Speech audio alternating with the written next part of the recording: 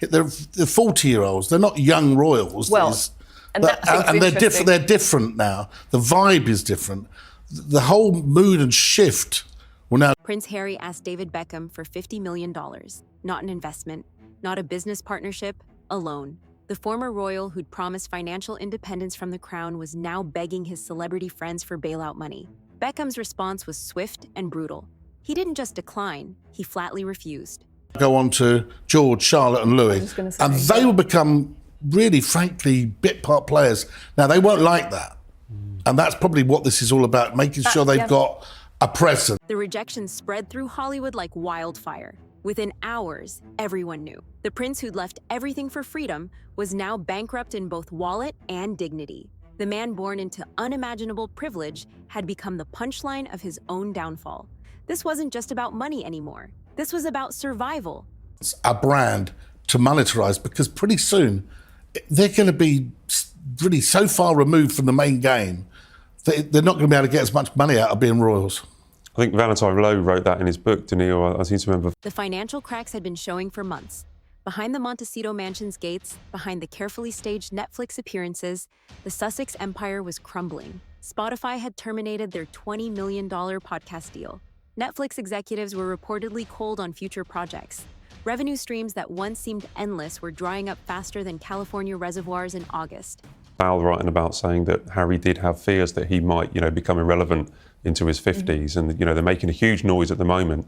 Yeah, but he undoubtedly will. He'll be a bald 50-year-old prince that, a gentleman, someone formerly known as. The mathematics were simple but devastating. A $14 million mortgage, private security costing millions annually, legal bills mounting from multiple lawsuits, PR teams demanding their fees, staff salaries that couldn't be delayed. The lifestyle Harry and Meghan had built required roughly $15 million per year just to maintain. Their income wasn't even close. Prince, that's what he will be. And that will be not the same as they talk about, he's got an appeal with the younger generation. Well, they'll be thinking, who is this guy? They wouldn't even know who he is. I think it's also trying to kind of make things a bit more positive. I've spoken. Sources close to the couple described increasingly desperate meetings, spreadsheets showing red numbers, advisors recommending drastic cuts, Meghan reportedly refusing to downsize, Harry insisting they could turn things around, both of them trapped between their public image and private reality. That's when Harry made the call that would destroy what remained of his reputation. Some journalists in America who were saying how we love a kind of boy or girl done good. And the fact that for Harry and Meghan, for a very long time, a lot of the stories have been negative and around, we felt badly treated by the royal family. David Beckham represented everything Harry needed. Wealth estimated at $450 million. Global business connections, most importantly, credibility in both celebrity and royal circles. The two men had history. Beckham had attended Harry's wedding. Their families had vacationed together. If anyone would help, surely it would be David. And certainly with Meghan, look, with the twerking video and her really kind of owning her social media, I think you're seeing that kind of, right, I'm going to be more upbeat, I'm going to be positive. And we're sort of waiting for more of that, I think, from Harry. But then, of course, they're already ahead of. The request was staggering in its audacity. $50 million as a personal loan, not an investment in Archewell, not a business partnership, just money to keep the Sussex ship afloat. Harry reportedly pitched it as temporary, a bridge loan until new deals materialized. Just friend helping friend through a rough patch. The game on this, the Sussexes, because they're doing their branding for their two children. Mm-hmm. She's writing a diary entry every night to Archie and Lilibet. I wonder what that's for, the diary of Archie and Lilibet. I don't know, it's a nice book. But they know that. But the friendship had already fractured. The breaking point came when Meghan allegedly accused Victoria Beckham of leaking stories to the press. The accusation, made without evidence, had infuriated the Beckhams. David had built his post-football empire on loyalty and trust. To be accused of betrayal by people he'd supported was unforgivable. The relationship never recovered. Those two will be, and they've got all their branding around that, they will be something that they will be able to monetize. And unfortunately about the Sussexes, I just call them H&M, because I don't believe they should have the title, is all about the money. And of course, the reason we want it. So when Harry came asking for $50 million, Beckham saw it differently. This wasn't friend helping friend. This was desperation knocking at his door. The rejection was immediate and absolute. No negotiation, no counteroffer, no smaller amount, just no. Sources say Beckham didn't even consider it. The answer was decided before Harry finished asking. The football legend understood what Harry apparently didn't. Some bridges, once burned, can't be rebuilt with money. There's a lot of this, and let's not be too cynical. Yes, he wants a reconciliation with his father. His father has a finite time on this earth. There's a lot of money to be distributed, and I'm sure that's a conversation that needs to be had. So we asked, ultimately, should the King remove the Sussex's titles from Harry and Meghan? And 91. Word of the rejection spread through Los Angeles faster than wildfire in Malibu Canyon. Within 24 hours, every power player in Hollywood knew Prince Harry had begged Beckham for money and been turned down flat. The Whisper network that controls Celebrity Los Angeles turned the story into legend. Each retelling made Harry look more desperate, Beckham more decisive. Percent said absolutely. I agree with Well, that. that's You agree with that, I Rob? agree with it. Do you? I think because I think they've disobeyed the HRH and they've flaunted that. They're now talking about, oh, I'm Meghan Sussex. Well, you're slightly, taking the mickey out of the royal family. You're not. You want it out. You wanted to. The implications rippled outward immediately.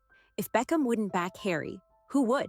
Investment meetings that were scheduled got canceled. Phone calls went unreturned. Emails disappeared into silence. The Sussex brand went from troubled to toxic in one news cycle. Financial advisors started using Harry as a cautionary tale. Even friends began creating distance. Hollywood runs on perception, and the perception was devastating. Harry wasn't seen as a prince anymore. He wasn't even seen as a celebrity. He was seen as a liability.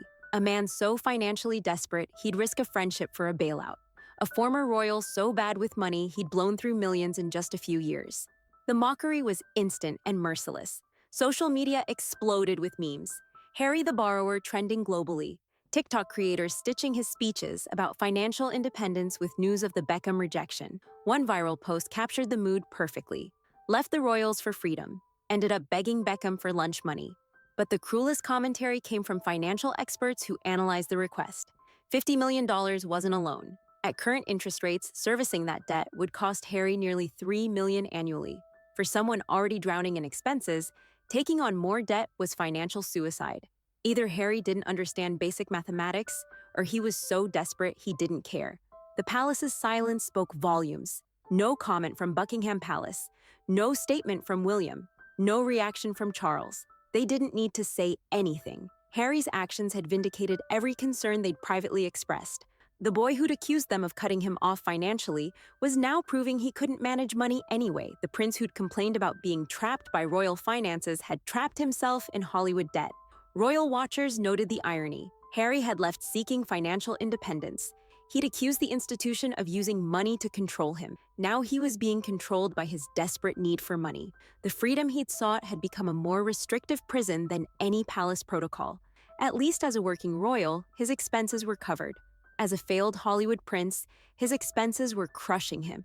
The Beckham rejection marked a turning point. Before, Harry was controversial but still relevant. After, he became something worse than controversial. He became pitiful. The warrior prince who'd served in Afghanistan reduced to begging. The charismatic royal who'd created the Invictus Games, now creating only embarrassment. The man who'd once commanded global respect, now commanding only mockery. For Meghan, the situation was equally catastrophic. Her entire strategy depended on projecting success.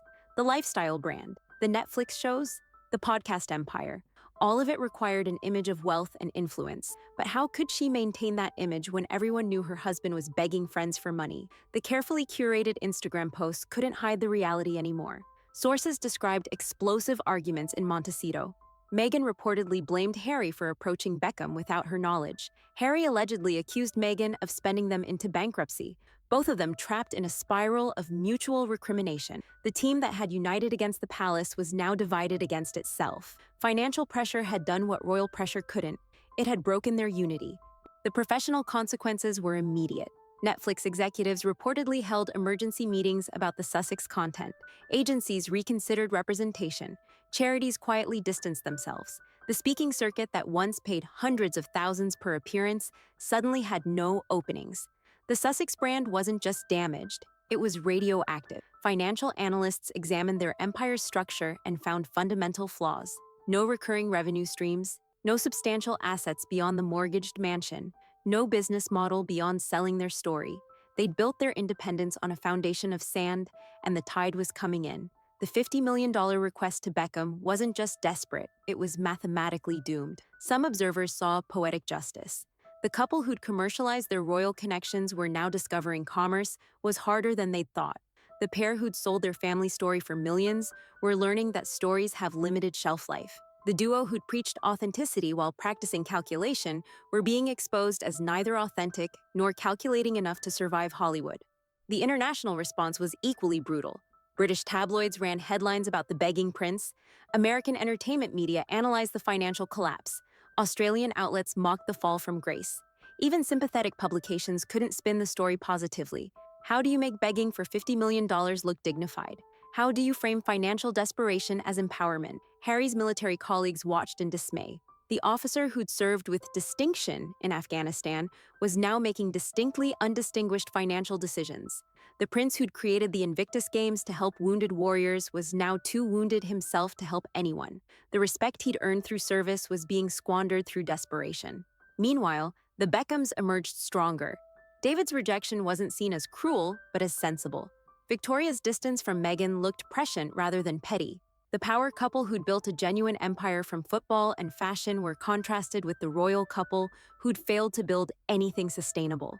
The Beckhams had transformed celebrity into business. The Sussexes had transformed royalty into bankruptcy. 6 months later, the full impact becomes clear. The $50 million request has become Hollywood shorthand for desperation. Don't go full Sussex means don't let expenses exceed income. Pulling a Harry means destroying friendships through financial requests.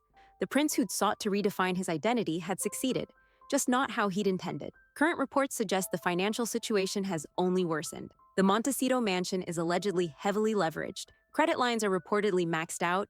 Income projections for the next year are minimal.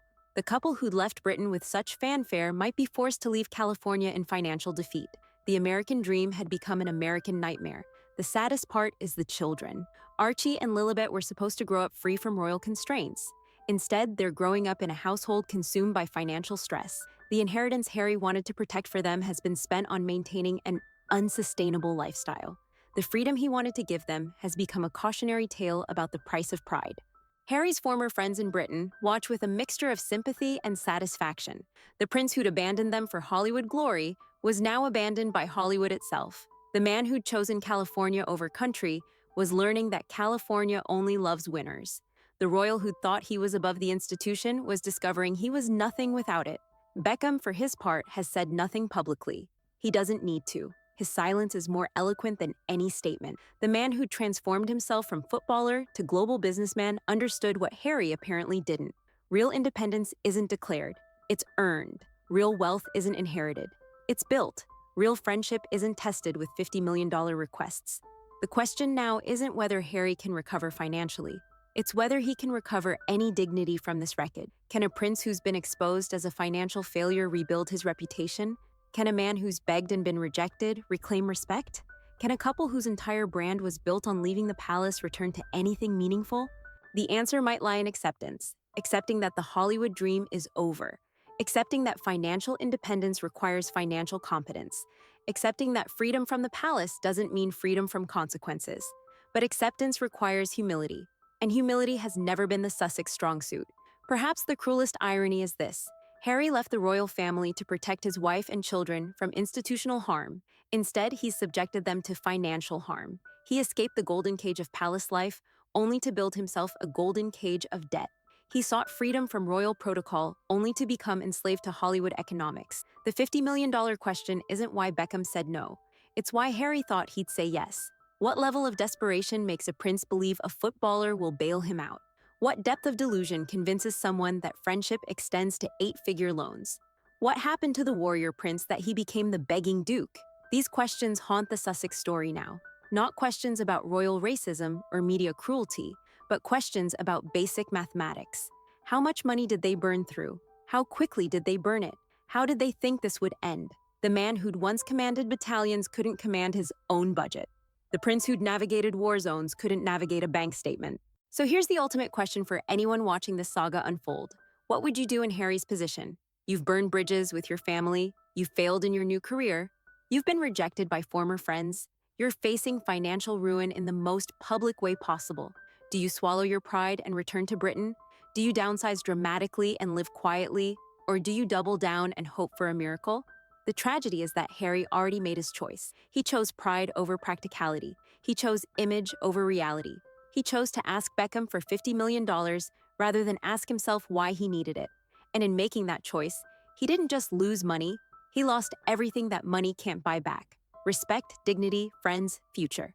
The begging prince has become a cautionary tale for our times, a reminder that privilege doesn't guarantee prosperity, that freedom doesn't mean free from consequences, that burning bridges for principles means you'd better be able to swim, because when you're drowning in debt in Hollywood, even $50 million can't save you. Just ask David Beckham. He already said no.